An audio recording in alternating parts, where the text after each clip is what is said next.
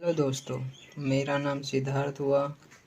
मेरे YouTube channel का नाम हुआ संदीप माहेश्वरी एग्ज़ाम सेंटर। जैसा कि आप लोग जानते हैं, आज हम लोग ऑब्जेक्टिव पढ़ेंगे जो 2023 के सारे एग्ज़ाम में बहुत ही महत्वपूर्ण प्रश्न होंगे। वन लाइनर क्वेश्चन होगा, आपको आंसर भी देना होगा, क्योंकि यहाँ पे देख लीजिए। चलिए स्टार्ट करते हैं प्रश्न नंबर 9 से। तो यहाँ पे क्या लिखा हुआ है? तारों के कारण घटित आकाशीय पिंड, आकाशीय परिघटना कौन है? तो आप लोग आंसर करेंगे। तो क्वेश्चन नंबर 9 का आंसर हो जाएगा आपका बी। तो चलिए क्वेश्चन नंबर 10 की ओर चलते हैं। क्वेश्चन नंबर 10 में लिखा हुआ है, एक निश्चित आकृति में व्यवस्थित तारों का समूह क्या कहलाता है? तो आप लोग आंसर करेंगे। आंसर 10 का हो जाएगा बी। तो चलिए 11 में चलते हैं। क्वेश्चन नंबर 11 में जैसा कि आप लोग देख सकते हैं, 11 में क्या लिखा हुआ? हब्बल अंतरिक्ष टेलीस्कोप ने पहली बार एक दूर स्थित तारे के सतह की छाया भेजी है। तारे का नाम क्या था? आप लोग बताएंगे। तो इसका आंसर हो जाएगा, इसका आंसर हो जाएगा आपका सी नंबर, बीटलगेउल्स। तो चलिए क्वेश्चन नंबर 12 की ओर चलते हैं।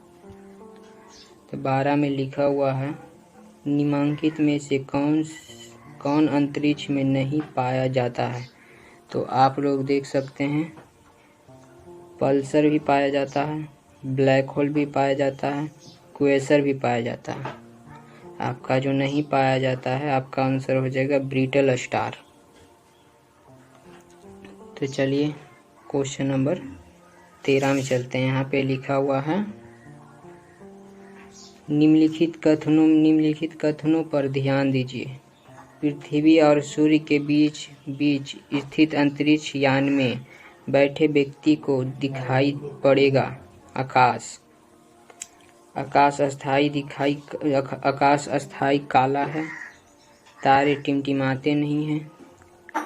और तीसरा में लिखा हुआ है, अंतरिक्ष यान के बाहर का ताप पृथ्वी तल के ताप से कहीं अधिक रहेगा।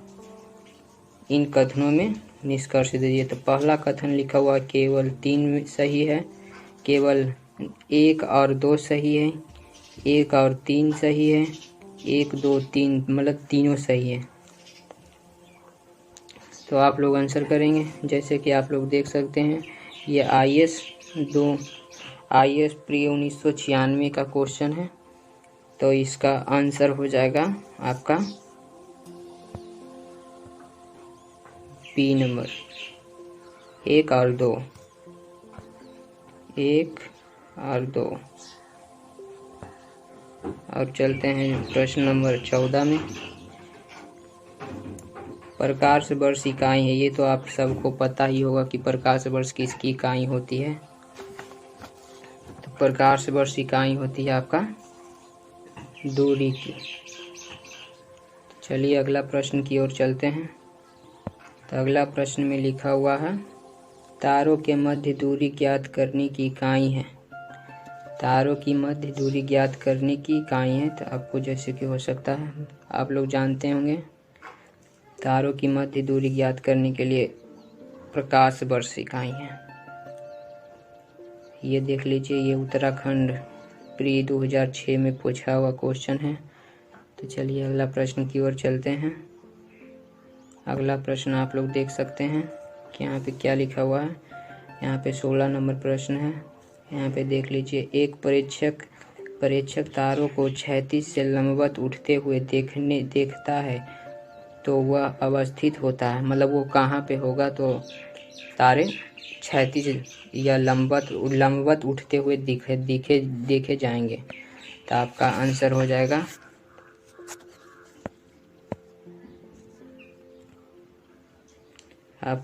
जाएगा बी, ए। विषुवत रेखा पर। तो चलिए क्वेश्चन नंबर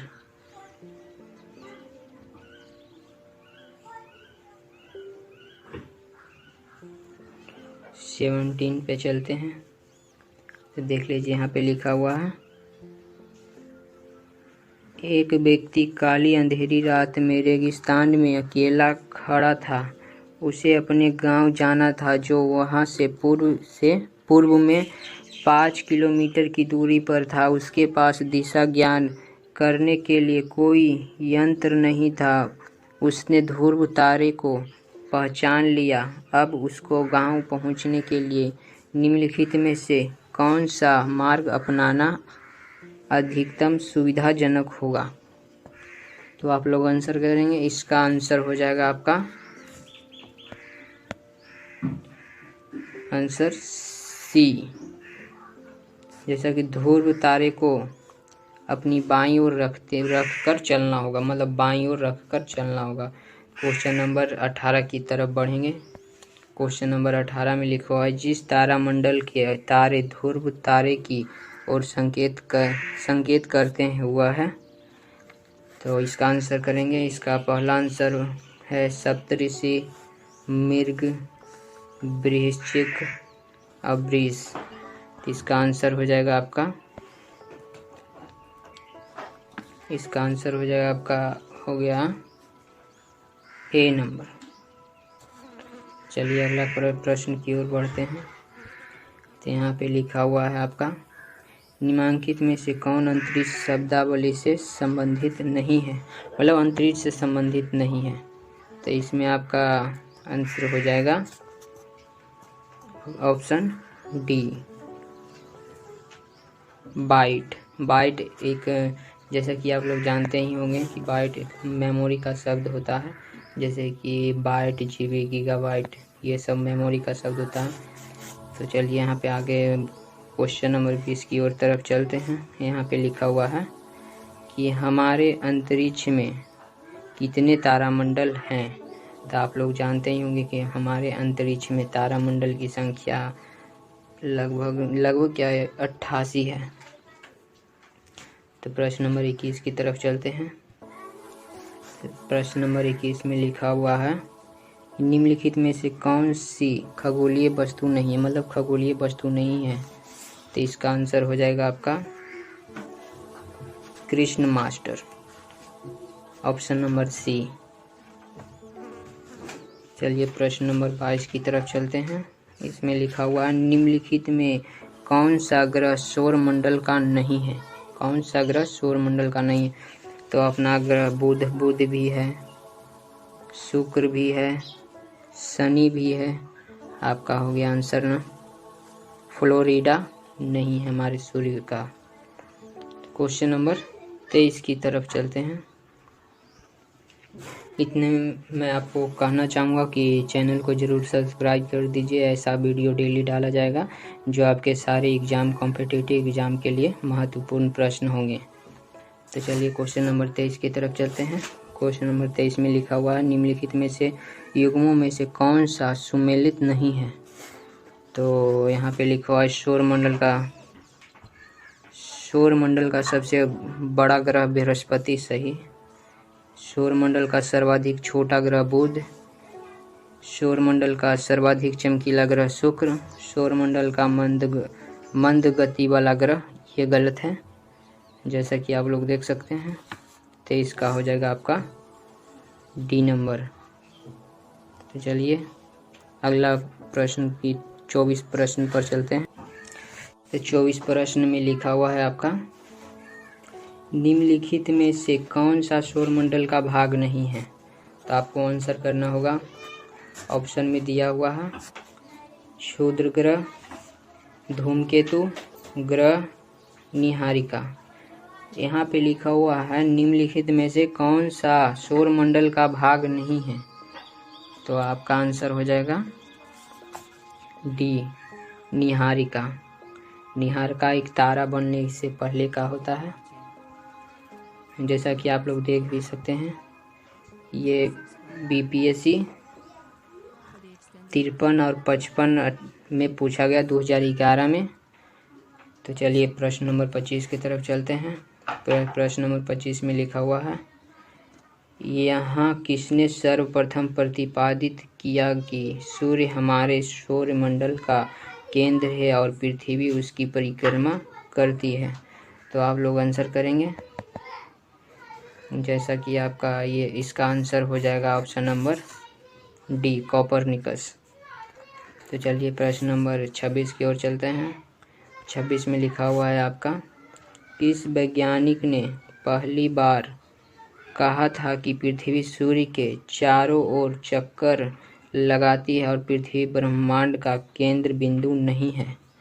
तो आपका इसका आंसर हो जाएगा बी, ये भी कोपरनिकस ने कहा था। तो चलिए अगला प्रश्न की ओर चलते हैं। तो यहाँ पे लिखा हुआ है, हमारे सौर परिवार के संदर्भ में निम्नलिखित में से कौन सा कथन सही है? तो इसका आपका आंसर हो जाएगा 27 का। 27 का आपका आंसर हो जाएगा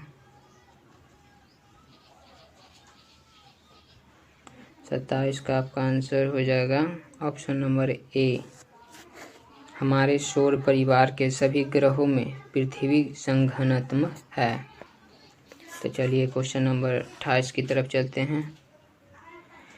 यहाँ पे लिखा हुआ है, सौर मंडल में ग्रहों की संख्या कितनी है? तो सौर मंडल में ग्रहों की संख्या है 9।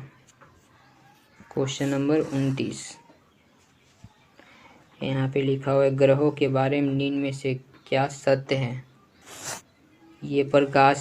ये प्रकाशहीन होते हैं किंतु चमकते नहीं हैं।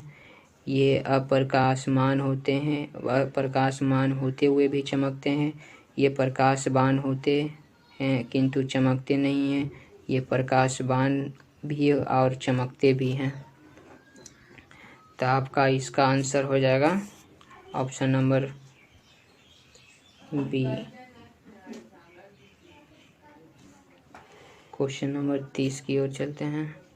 यहाँ पे लिखा हुआ है, वैज्ञानिक जिन्होंने सर्वप्रथम खोज की पृथ्वी सूर्य को चारों ओर चक्कर घूमती मतलब चक्कर लगाती है, किसने? ये अभी आपको मैंने बताया है। इसका आंसर हो जाएगा आपका सी।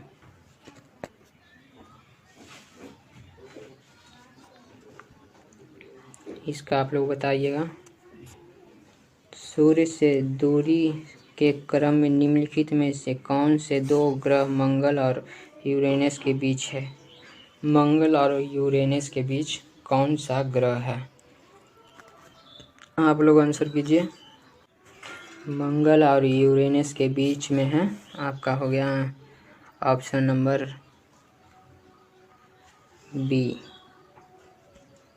चलिए 32 में चलते हैं।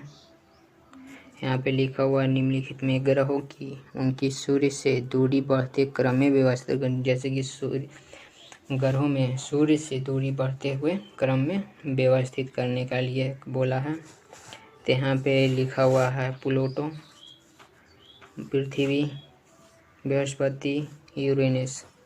तो आपका आंसर हो जाएगा ऑप्शन नंबर बी। चलिए अगला प्रश्न, सूर्य तथा पृथ्वी के मध्य ग्रह है। सूर्य और पृथ्वी के बीच में कौन सा ग्रह है? तो सूर्य और पृथ्वी के बीच में आपका हो जाएगा सी, बुध एवं शुक्र।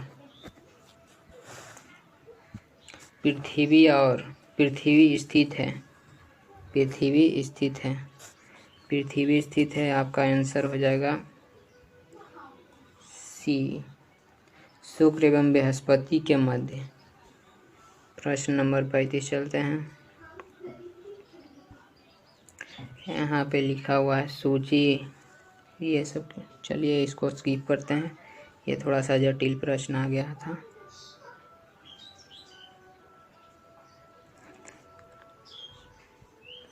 सूर्य के निकटतम ग्रह है, सूर्य से जो सबसे नज़दीक ग्रह है उसका नाम है, इसका आंसर हो जाएगा आपका ए बुध।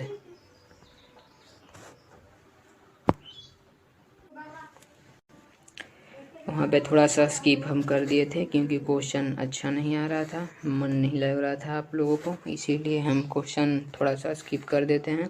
यहाँ पे क्वेश्चन नंबर 64 पे आ गए हैं। क्वेश्चन नंबर 64 में यहाँ पे लिखा हुआ है इवनिंग स्टार किसको कहते हैं, किस ग्रह को इवनिंग स्टार कहा जाता है। तो इसका आंसर आपका हो जाएगा सी नंबर, शुक्र को। इसको भोर का तारा भी और शाम का तारा भी कहते हैं, यही हो गया इवनिंग स्टार। तो क्वेश्चन नंबर 65 में लिखा हुआ है पृथ्वी की जुड़वा बहन किसको कहते हैं। तो पृथ्वी की जुड़वा बहन आपको शुक्र को कहते हैं। तो चलिए क्वेश्चन नंबर 66 की ओर बढ़ते हैं। क्वेश्चन नंबर 66 की ओर बढ़ते हैं। क्वेश्चन नंबर 66 में लिखा हुआ है आपका कि निम्नलिखित में से किसको एक भोर का तारा, तो आप लोगों को बताया ही अभी है कि शुक्र को कहते हैं।